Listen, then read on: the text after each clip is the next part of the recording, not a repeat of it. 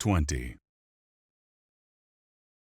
Gryph's eyes scanned back and forth as they moved deeper into the ancient Thalmir city, eyeing every statue, depression, and alcove warily.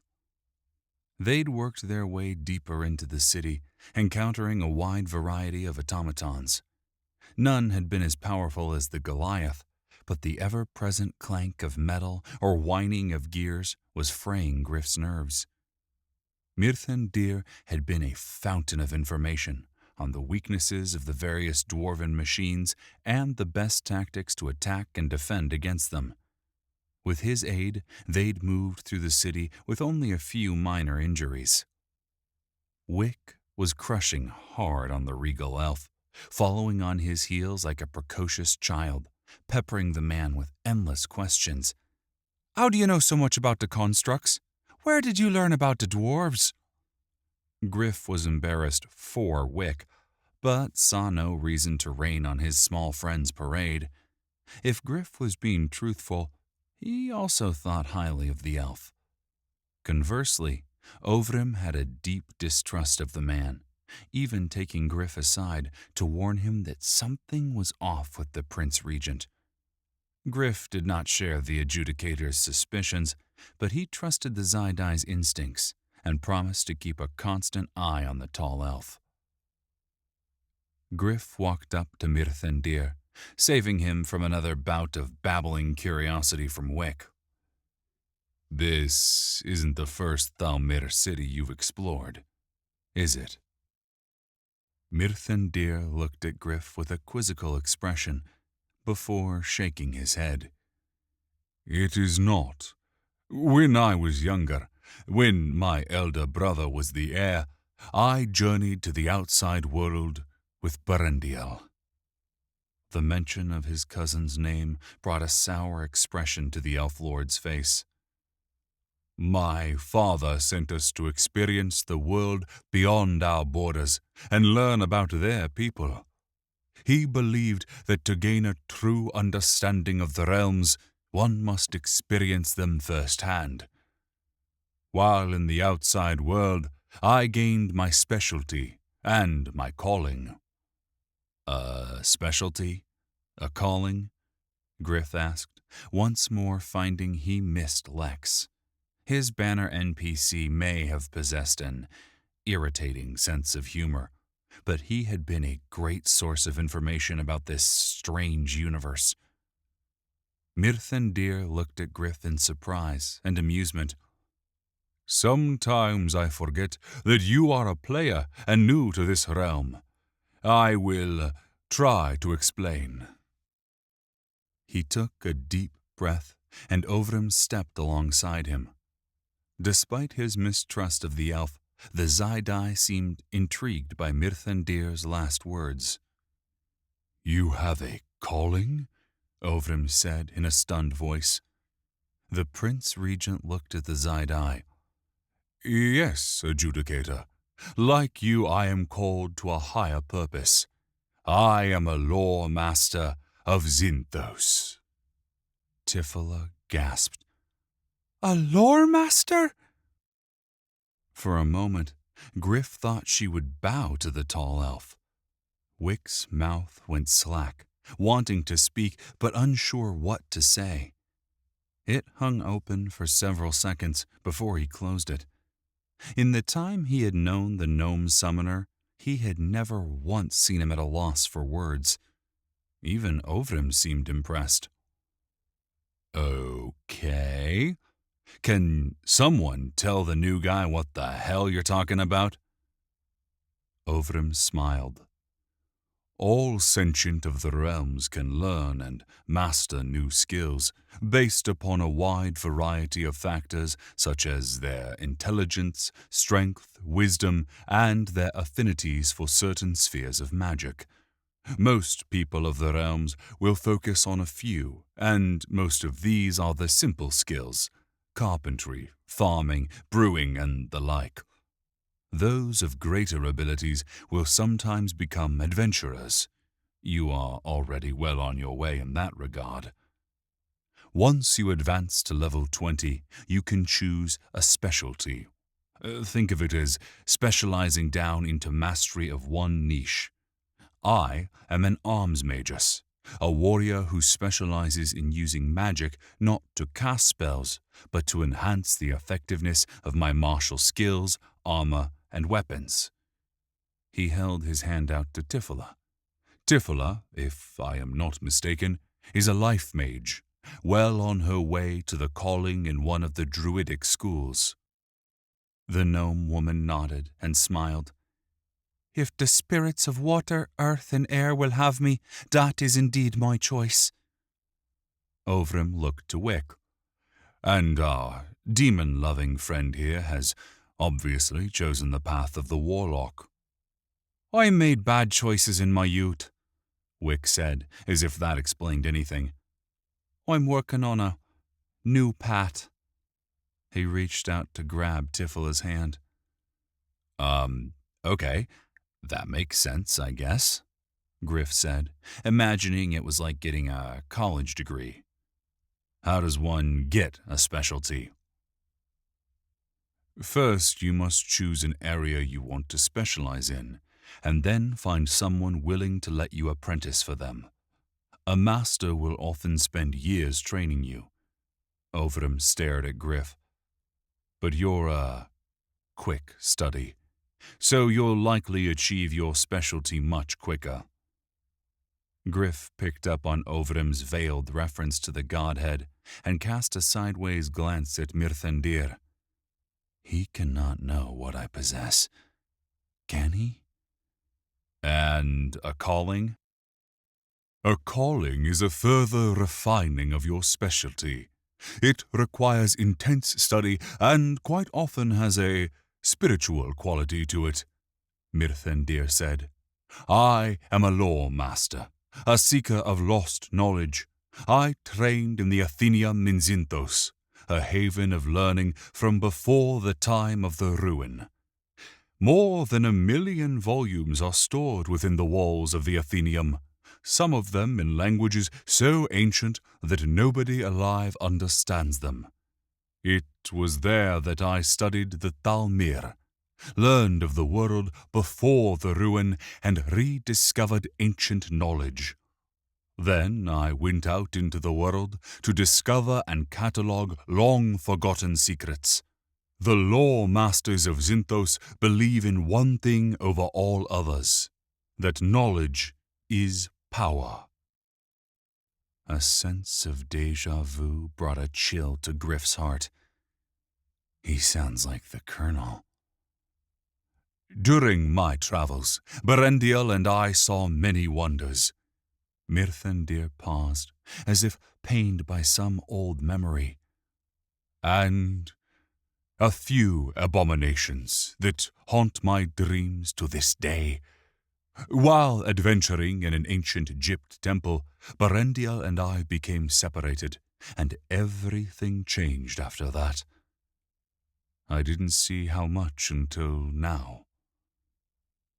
The elf lord gripped his staff in white-knuckled hands, and a look of regret painted his face. Gryph suspected his cousin's betrayal was forcing memories of missed opportunities to the fore of his mind. I know that look, and I know that feeling. Eventually, I returned home, secrets left undiscovered, my purpose in life left unfinished. I'd always hoped I could return to my studies, but then my brother died, and my place was by my father's side. Gryph could feel the pain swirling inside the Prince Regent. He knew a little something about obligations and broken dreams. He was now the man Gryph because of obligation. A respectful silence hung in the air as the companions let the Prince Regent process his emotions. It did not last. Zegaz calling? The imp had shrunk back down to his normal size. No, you don't, you little red worm, Wick said in irritation at the imp's rudeness. Does so, pea-brained grumpkin? Zeg said, and scowled at Wick from his perch on Tifla's shoulder. She scratched lightly at his chin. "What is your calling, Zeg?" she asked, earning a glare from Wick that said, "Don't encourage him." Zeg am a Zirgith of Bixrithigal, the imp said, proudly pushing his chest out. "That's not a ting," Wick muttered. Is true thing, way better and more great thing than thing you do have, Zeg said, like a pouting child who was told his art project was no good. "I summoned ya here," Wick said. "I'd say that makes my ting better than your ting." Nah-ah, Zeg said, sticking his tongue out at Wick. Zeg here, 'cause want be. "Enough, children," Tifla said. Zeg ain't no children, the imp said, turning angry eyes on Tifla. Zeg am be much ancient Zeg. Tifla scratched the underside of his chin again. "Of course you are, my mighty Zeg." Mightiest Zeg of all Zeg, the imp said, standing tall with his hands on his hips. Wick scowled and muttered under his breath something to the tune of, "I need a new specialty." Gryph repressed a grin and changed the subject. He turned to Mirthandir. "What else can you tell us about Thalmir?" The elf smiled and nodded a small thanks to Gryph for ending the juvenile argument. "Few of the cities remain. Most are lost to the ravages of time, either plundered long ago or scuttled by their masters before leaving Corin. Barendiel was right about one thing. The Thalmir had a well-documented tendency to jealously guard their technology and wealth." Gryph thought he saw a pained expression glaze over the man's face, but as soon as it formed, it was gone. "It was one reason the alliance was a surprise to many. Under normal circumstances, the Thalmir were more likely to seal themselves away in their mountain homes than get involved in the affairs of the world. They were a proud people, to the point of arrogance, and fought many an ancient war against my ancestors and the Nymerian high men and the orc tribes of Ral-Zanag." "The dark ascendancy changed all that," Gryph stated. "Yes. The Arboleth know. They do not think. They know that they are the realm's preeminent species, and that all others exist, either to serve them or die." Mirthandir sent a sideways glance at Overim. "That is why they call themselves the Prime, and they have made it their mission to bring order, their order, to the cosmos. Against such a foe, even the arrogant Thalmir realized they needed aid." "Do you think the Prime are responsible for the chaos infection in the Nymerian ruins?"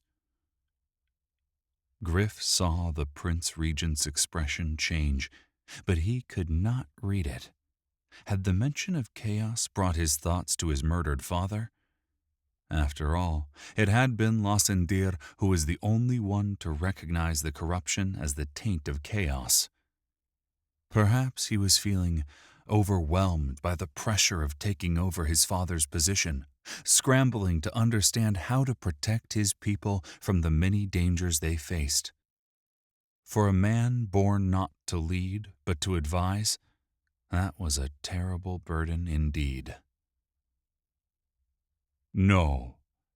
While the Arboleth hate all life that is not prime, they are devotees of order. They hate and fear the princes of chaos above all others." He looked at Gryph. "In that, the Prime and I agree."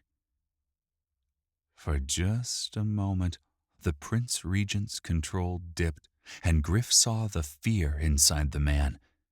Yet it soon dissipated, replaced by purpose.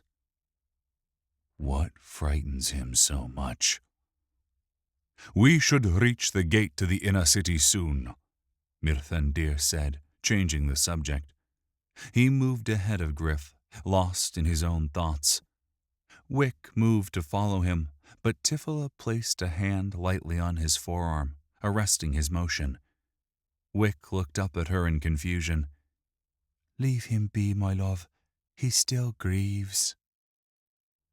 A look of understanding crossed Wick's face, followed by a flush of embarrassment, as if he'd just realized how much of the fanboy he'd been acting. He nodded to Tifila and kissed her hand lightly. A few minutes later, they came to a chamber easily as large as the biggest football stadiums of Earth. Seating for thousands lined the walls, all looking down on a central dais where a large stone chair sat in front of a massive statue of some ancient Thalmir king. The cracks and chips of time lay riven across the proud Thalmir's face, and he held a massive double-bladed axe.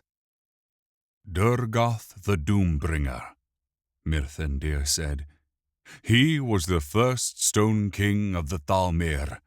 He reigned in this city for 1,000 years before he fell in battle against the last dragon king during the time before the ruin." "Dragons aren't real," Wick said, his tone that of a know-it-all teen.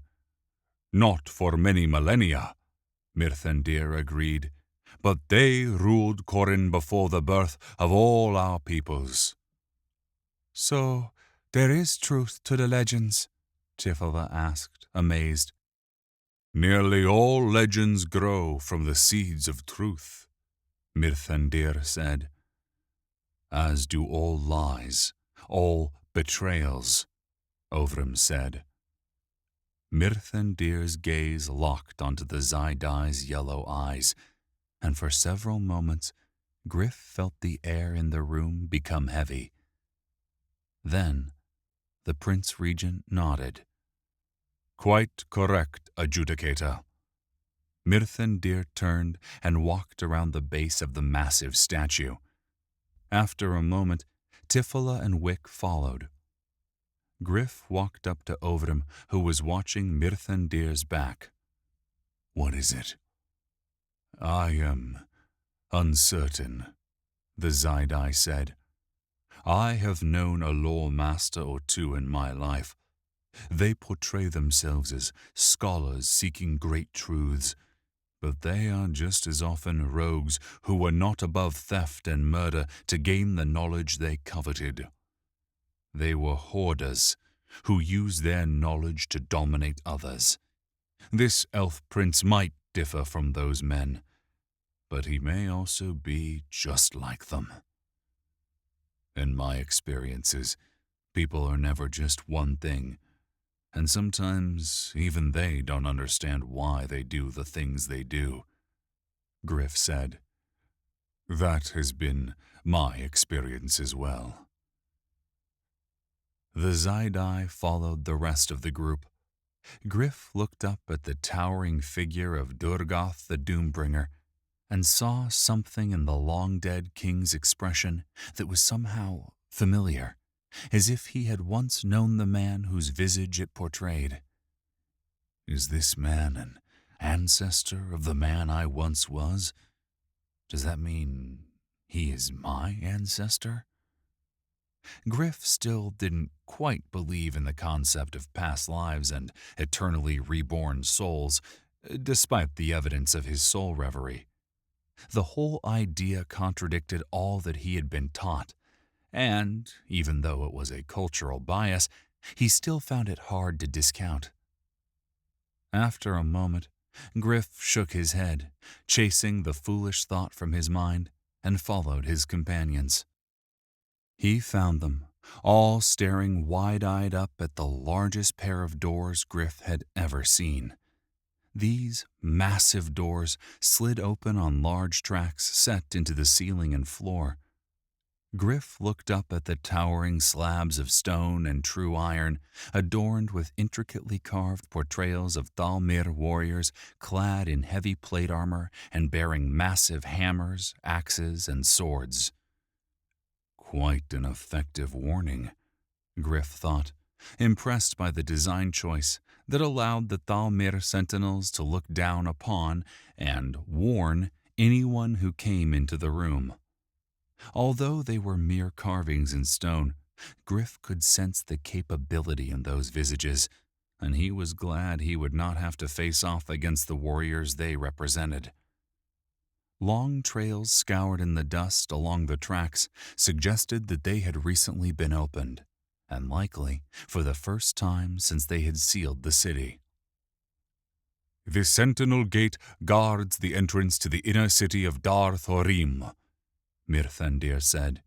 In the ancient days, only the Thalmir were allowed beyond this point. The penalty for anyone foolish enough to ignore that law was death. Let's hope the landlords aren't home, Gryph said. Why would the dwellers leave these open? Wick asked. Everyone looked at the diminutive gnome. They have to know that we're coming after them, or that someone will.